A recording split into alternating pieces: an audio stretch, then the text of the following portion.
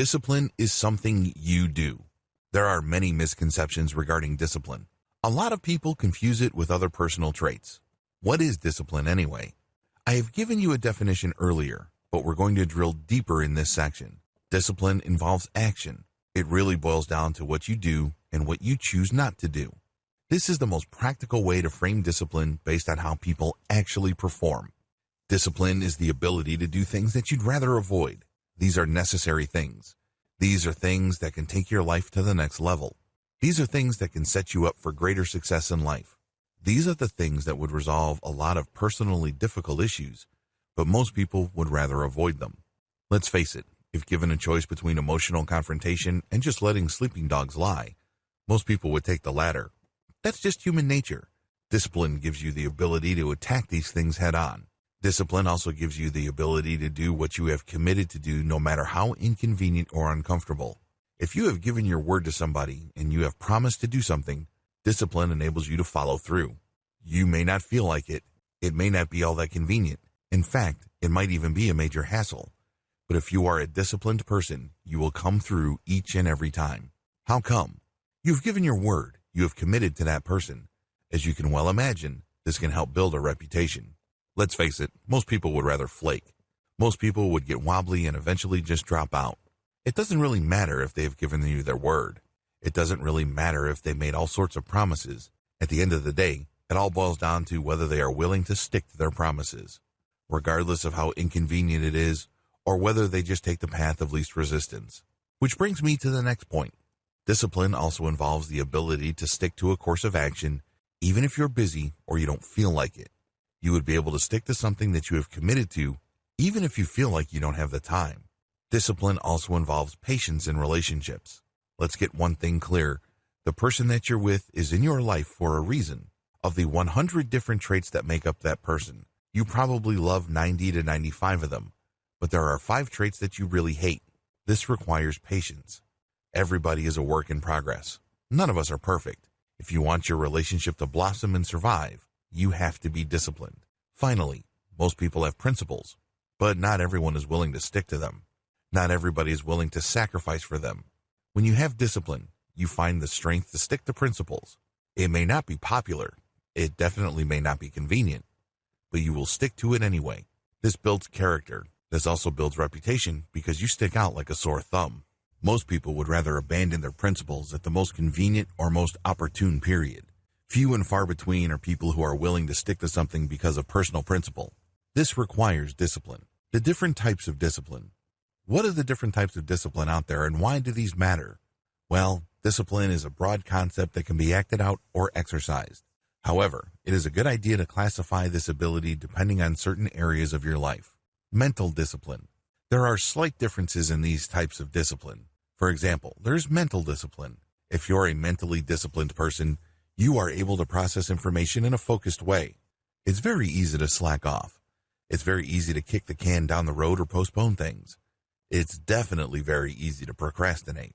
When you're a mentally disciplined person, you can focus on tasks that you need to do as well as information that you need to process and go all the way through. It's hard for you to get distracted. It's hard for you to take a detour and lose focus. People who are looking to learn a trade or excel in school need a tremendous amount of mental discipline to become successful. Emotional discipline. The next type of discipline is emotional discipline. This is a very practical form of discipline because every day we are going to find ourselves in certain touchy situations. Maybe somebody said something that offended you. Maybe you did something that was embarrassing. Whatever the case may be, there will always be situations where we will get on the wrong side of people. It takes quite a bit of discipline to ignore our raw emotional state and focus on doing the right thing. Sometimes, when somebody pushes you, the best way forward is just to brush it off. It would have been so much more emotionally gratifying if you were to smack that person around.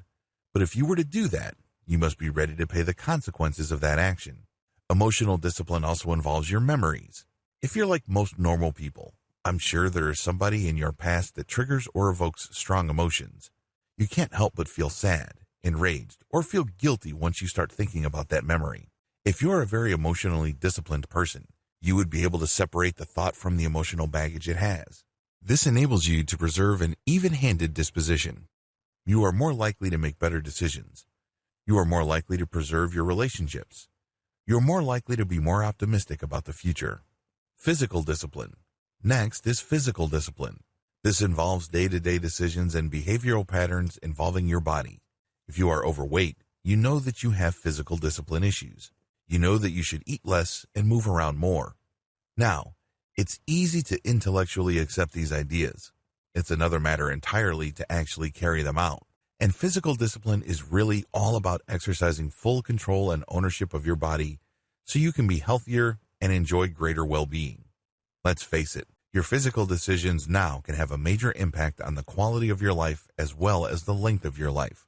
Physical discipline also involves habits like smoking, drinking, or drugs. If you apply discipline to these things that you do with your body, you can increase the quality of your life's outcomes. You don't have to die an early death. You don't have to develop cancer. You can decrease your chances of developing type 2 diabetes. There are just so many great practical health effects of physical discipline. Sexual discipline. Finally, there's sexual discipline. It doesn't really matter whether you're married or single. When you interact with people, there will be instances of sexual temptation. It doesn't matter whether you're in a committed relationship or not. You have to practice sexual discipline. This is especially challenging if you are single. Make no mistake, practicing sexual discipline not only has a profound impact on your health because you get to avoid all sorts of socially transmitted diseases, but it also impacts your relationships.